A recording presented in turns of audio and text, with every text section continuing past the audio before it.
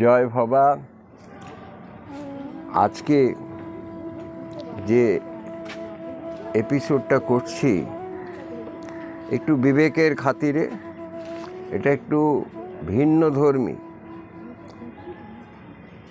গুরুদেব ভবা পাগলা একটা কথা বলতেন, সব কিছু খাবে, নিজের মাথাটুকু খেও না। অর্থাৎ নিজের মাথা খেও না, মানে বিবেকের মাথা খেও না। তোমার অন্তঃকরণ যেটা বলে, মন যেটা বলে, অর্থাৎ সেটা ভেতর, তোমার অন্তর থেকে যে কথা সায় দেয় না, সে কথা, সে কাজ করো না, সেটাই বিবেকের মাথা খাওয়া নয়। আজকে আমাদের দেশে যা পরিস্থিতি, কি বাংলাদেশে, কি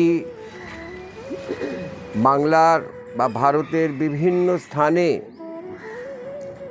যেখানে কোনো কোনো সম্প্রদায় সংখ্যাধিক্যের জোরে হিন্দু সনাতনীদের ওপরে অত্যাচার, বিভিন্ন রকম কুরুচিপূর্ণ মন্তব্য করছে, এমনকি দেশের নেতারা পর্যন্ত বলছে যে ভাগীরথীর জলে কেটে ভাসিয়ে দেব এই সনাতনী হিন্দুদের। কোনো কোনো নেতা বলছেন কলকাতার বুকে দাঁড়িয়ে যে যারা হিন্দু তারা দুর্ভাগার দল, এদের আমন্ত্রণ জানিয়ে এদের ইসলাম ধর্মে যদি গ্রহণ করানো যায় তাহলে স্বর্গের রাস্তা পরিষ্কার হবে, অর্থাৎ বেহেশতের রাস্তা পরিষ্কার হবে।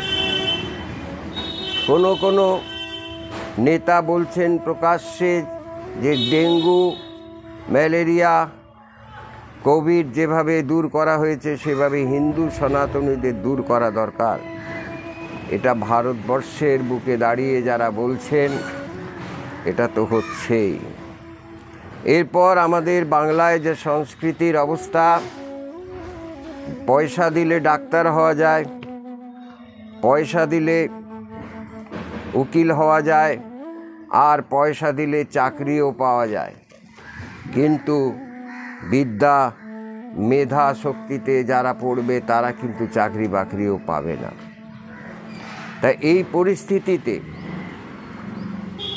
আমরা শান্তিপ্রিয় মানুষ, তারা যখনই এর বিরুদ্ধে যারা শান্তিপ্রিয় মানুষরা সোচ্চার হয় তখন তাদের কোনো সম্প্রদায়ভুক্ত বা তাদের কোনো একটা দলভুক্ত মানুষের কথা বলা হয়। এইভাবে সাম্প্রদায়িক বলে তাদের বিরুদ্ধাচরণ করা হয়। কিন্তু কিছু কিছু মানুষ আছেন যারা একটু পয়সার, সামান্য পয়সার লোভে, সামান্য একটু চাকরির লোভে তারা এই সমস্ত জিনিসটাকে সমর্থন করছেন। তা আমি করজোড়ে অনুরোধ করছি, আমি দেখতে পাচ্ছি বেশিরভাগ মানুষ কিন্তু ভালো চায়, কিন্তু তারা ভয়েতে সরে থাকে, চুপ করে থাকে। সেই জন্য দল মত নির্বিশেষে, আমি কোনো দল করি না, কোনো সম্প্রদায়ের প্রতি গোড়ামো নেই আমার গুরুদেব বলতেন তো, মায়ের কাছে সকল সমান, কিবা হিন্দু কি মুসলমান। তা আমার গুরুদেব যেখানে এই ধারায় চলতেন, সেখানে আমি বলছি যারা একটু শিক্ষিত, যারা একটু বোঝদার মুসলমান, তারা চুপ করে না থেকে যারা অবুঝ তাদের বুঝিয়ে দেশে শান্তি ফিরিয়ে আনুন। তারা কিন্তু সংখ্যায় কম, সংখ্যায় ভালো মানুষের সংখ্যা বেশি। বিভিন্ন দলের মধ্যে অনেকে আছে ভয় বা কোনো স্বার্থে তারা সেই দলটা করছেন। সেই দলের মানুষকেও তারা বলুন, তারা নিজের মনকে বলুন, তার বিবেকের মাথা না খেয়ে তারা রিমোটে চলবে না। আমার মন আমাকে চালাবে, আমি ভালো মনে করি। আমি যদি দেখি এটা অন্যায়, তাহলে অন্যায়ের বিরুদ্ধাচরণ করব। আমি অপরের রিমোট কন্ট্রোলে চলবো না। এই কথা মনে রাখতে হবে। তার কারণ ওপরওয়ালার কাছে আমাকে হিসাব দিতে হবে।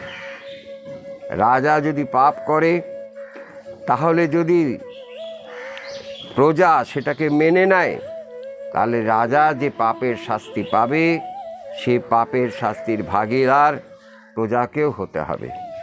অর্থাৎ এই কথাটা স্মরণে রেখে ওপরওয়ালার কাছে হিসাব দিতে হবে। এই কথাটা চিন্তা করে আজ সকলে যখন অন্যায়ের বিরুদ্ধে, যেখানে অন্যায়, যেখানে ভুল, তার বিরুদ্ধাচরণ করতে হবে।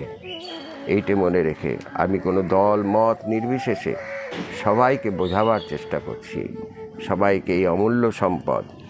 আজকে আমার এই কথাটা যারা শুনছেন, তারা দিকে দিকে সকল মানুষের কাছে ছড়িয়ে দিন যে আছে আধ্যাত্মিক জগতের মানুষরা কি বলতে চায়। বিবেক যাদের আছে, তাদের মধ্যে যাদের মন আছে, তারা কি বলতে চায়, সেই কথাটা দিকে দিকে এই আমার ভিডিওটা কিন্তু শেয়ার করে চারিদিকে ছড়িয়ে দিন। জয় ভবা। সবাই ভালো থাকবেন, সবার মঙ্গল হোক, দেশের মঙ্গল হোক, দেশে শান্তি ফিরে আসুক, বিশ্বে শান্তি ফিরে আসুক।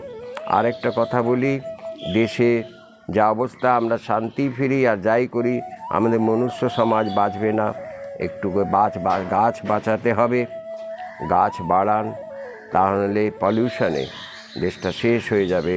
অতি বৃষ্টি, অতি খরায় দেশটা শেষ হয়ে যাবে। এটার দিকে যাতে ভালো হয়, সরকার, কি কেন্দ্রীয় সরকার, কি রাজ্য সরকার, বিভিন্ন রাষ্ট্রের প্রতিনিধিরা, তারা এর দিকে একটু নজর রাখবেন। মানুষের প্রতি সেবা, মানুষের প্রতি ভক্তি, মানুষের জীবের সেবা, এই নিয়ে সবাই ব্যস্ত থাকুন আর এই কথাগুলো মনে রাখবেন। জয় বাবা, সবাই ভালো থাকবেন।